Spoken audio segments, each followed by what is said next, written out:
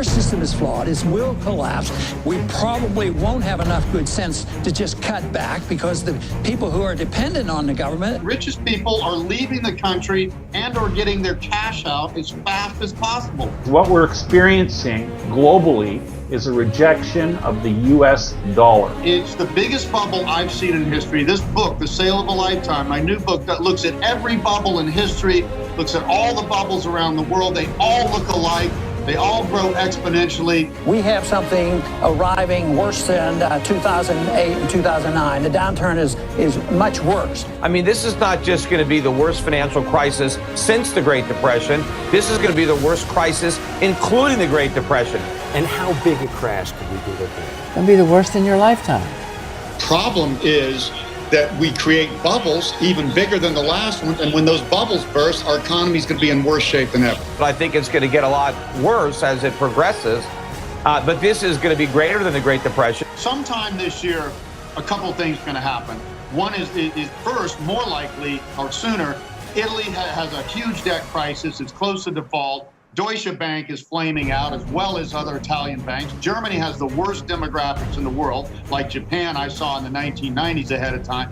So we're going to have a blow up in Germany and Southern Europe. Second thing, at some point, and it may take longer because the Chinese do have so much power in their economy, the China bubble is going to blow, and that's going to be the death knell.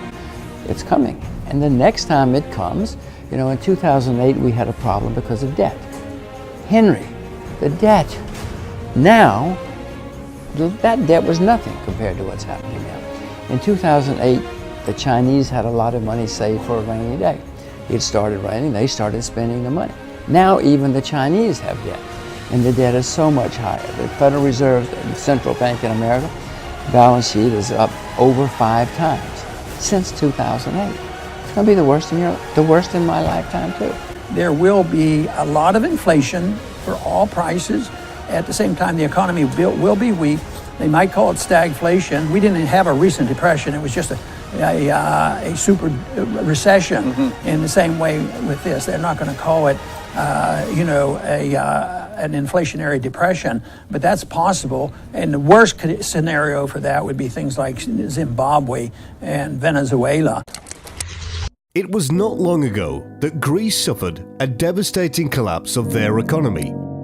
At the time, there was a lot of blame going on, but at the end of the day, it was years of irresponsible and unrestrained spending that brought them down. That, coupled with questionable accounting practices and missed economic indicators, left the Greek citizens confused and angry when the reality of depression hit them. Could the same thing happen here? I am currently asking myself, what am I least prepared for? I realized that it was time for a wake-up call and time to reevaluate my own preparations within the context of an economic collapse. Looking back at what happened during our own Great Depression, I realized that an economic collapse, if it were to happen, would have the compound effects of combining all woes we so diligently prepare for into one huge mess. A mess that may take decades to resolve. I worry about this because, as prepared as I may be, I find it difficult to get my head around a huge collapse that will result in food and water shortages, power outages, civil disobedience, medical anarchy, and even worse. A global economic collapse, unlike a natural disaster, which as tragic as it may be, is a short-term event, will change our lives forever.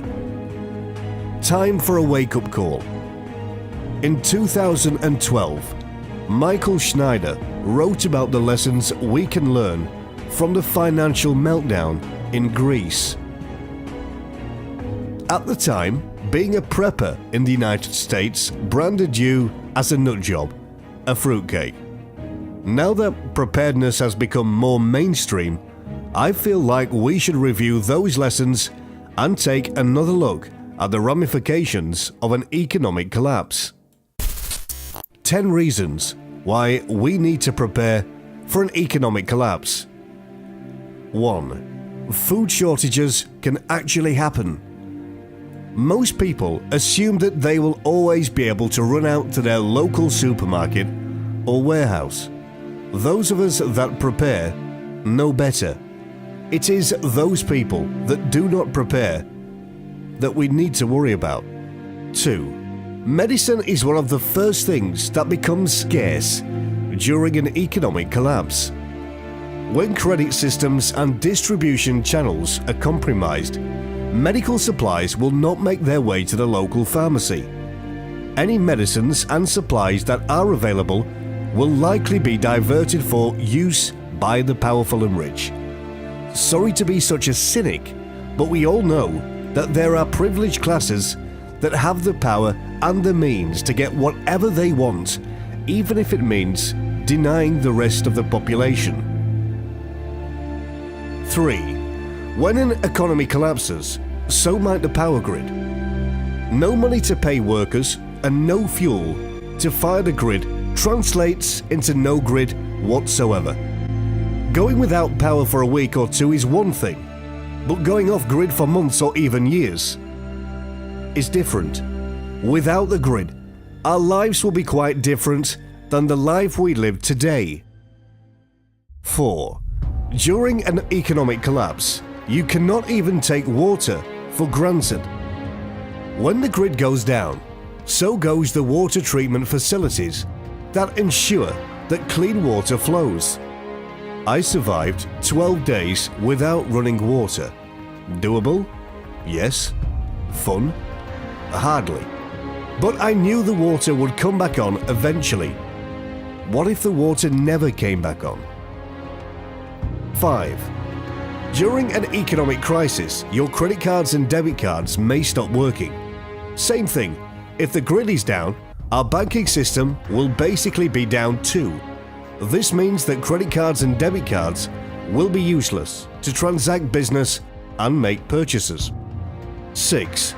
Crime, rioting and looting become commonplace during an economic collapse. This is not a maybe. The haves will need to defend the property from the have-nots. I also suspect that the haves may have to defend themselves from government looters.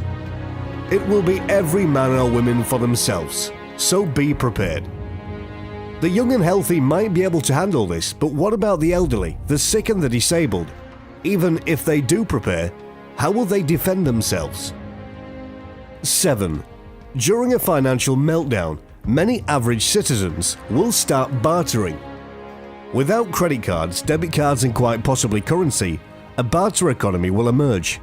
By the way, the best description I have read relative to how such an economy will work was in James Wesley Roll's book, Patriots. Things will definitely fall apart during an economic collapse. Having supplies and especially skills to barter with not be an option. 8. Suicide spike during an economic collapse. This happened in the 30s, and it will happen again. When people no longer have hope, they feel that life is not worth living. My guess is people will start jumping out of buildings and may even take family members with them in suicide pacts. 9. Your currency may rapidly lose value during an economic crisis. Let me take this one step further. Your currency will lose value during an economic collapse. It happened in Germany during the Weimar Republic, and it has happened more recently elsewhere around the globe. We are not immune to runaway inflation coupled with devaluation of our currency. 10. When things hit the fan, the government will not save you. If you think that the government will come to the rescue of those that are suffering, think again. Remember the aftermath of Katrina. Remember Superstorm Sandy. It is foolhardy to believe that government assistance of any type will become available following a collapse. History has demonstrated over and over again that governments cannot be counted on when things hit the fan. You will be on your own, so you better be ready mentally and physically to accept that the reality and the tough times that will ensue. The final word. If you have made it this far, You might be thinking, we know all of that. That is why we prep. Agreed, I am preaching the choir, but that being said, the overwhelming ramification of having all of these things happen at once will be a blow to the psyche. That is of greater magnitude than anything you can imagine. Think about it. To prevail following a collapse, you will still need to get up in the morning, go about your chores, and go about the business of living. This is going to take a level of fortitude that I cannot fathom. Heck, there are some days during these modern comfortable times that I can barely face the day and all of its challenges. So where do we go from here? What solutions are there to get you through to that mental place you know you will need to get to? 3 things you need to remember. 1. Only you can be counted on to take care of yourself and your family. 2. Learning coping skills during times of calm will give you a heads up on coping during times of crisis. 3. Give yourself permission to worry, to be concerned, and to be a bit afraid. This will keep you alert, on your toes, at all time. At the end of the day, those that prepare will be in it for the ride. The real question is whether we have the mental fortitude to get there without losing our path along the way. Enjoy your next adventure through common sense and thoughtful preparation.